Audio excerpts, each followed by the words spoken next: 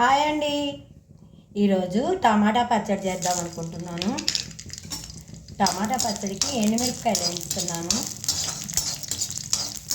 కొంచెం బాగా వేయించుకోవాలా, టేస్ట్గా మాడిపోద్ది, ఉట్టిగానే మాడిపోద్ది ఎండుమిరపకాయ. టమాటాలు వేద్దాము.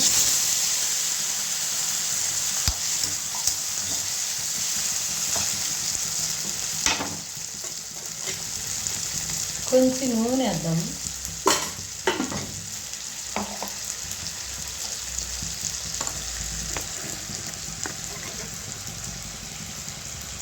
జీలకర్ర వేద్దాము.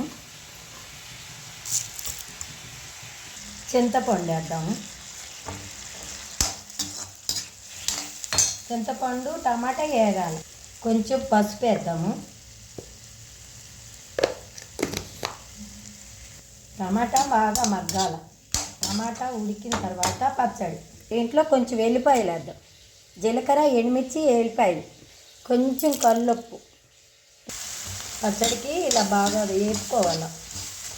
ఏం వేయలేదు ఇందుకు, ఉట్టిగా టమాటా పచ్చడి.